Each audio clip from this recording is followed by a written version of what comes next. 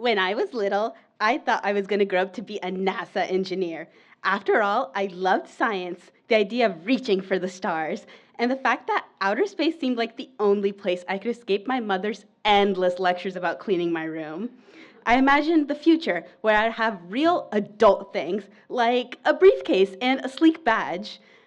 But then, my trajectory shifted so drastically that even my daydreams short-circuited. Standing at the bottom of the middle school staircase, I stared up at the steep gray steps that seemed to rise endlessly.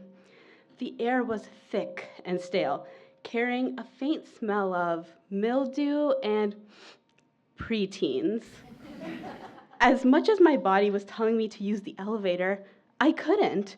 The elevator was reserved for students with disabilities, or rather, students who could prove that they had a disability. "You're gonna make it up these stairs," I whispered to myself, gripping the cold, sticky railing as though it could steady my resolve.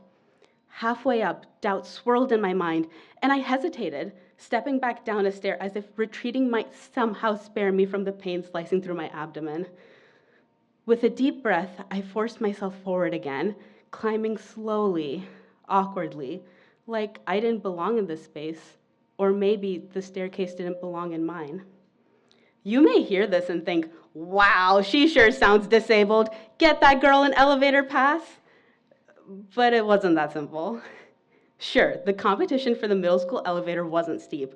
Half the time, the dusty old thing didn't even work.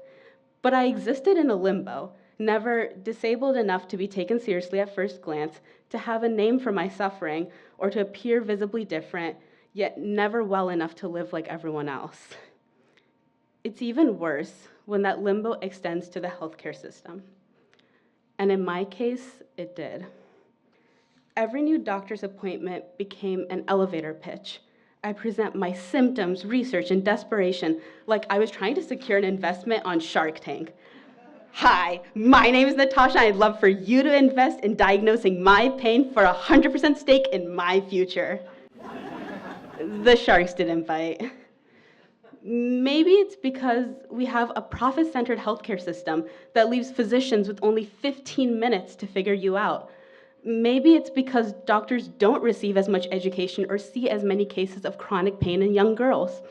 Maybe it's because women's health remains under-researched and underfunded. Regardless of its cause, appointment after appointment, I felt the weight of my pain all over again. The pain begins deep within, like a fiery claw gripping my pelvis, twisting and turning with an unrelenting force. It radiates outwards, stabbing through my lower back and shooting down my legs in waves that felt like electric shocks. There's a heaviness, as though my entire lower body is weighted with iron, making every movement feel labored. But the hardest part is trying to look normal in the real world. So I play one of two parts: try to stay stone-faced or risk coming off as a complainer and a liar. You are either completely normal or a complete patient, and there's nothing in between. It's one thing to endure physical suffering, but it's another to feel completely alone in it. But don't you worry, I wasn't completely alone. I developed a close, nurturing, and steamy relationship. Y'all, it's about to get real. He was clear and stern. "I may cause burns," he said. "Do not wear me for extended periods or under compression clothes."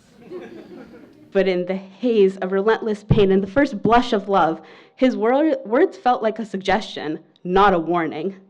I ignored them.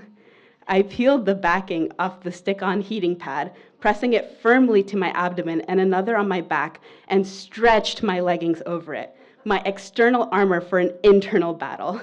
The faint smell of warmed fabric and adhesive lingered in the air.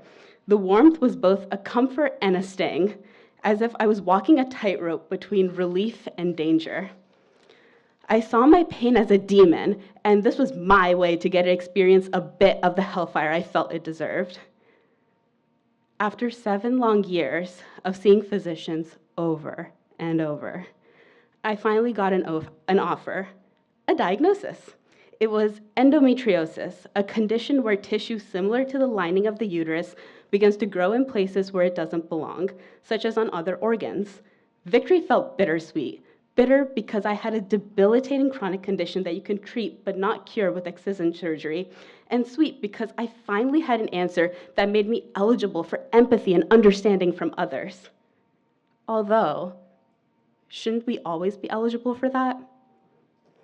My 2022 surgery gave the demon inside me a much-needed exorcism, but its residue remains, fighting to come back for round 2. But I've learned to see its value.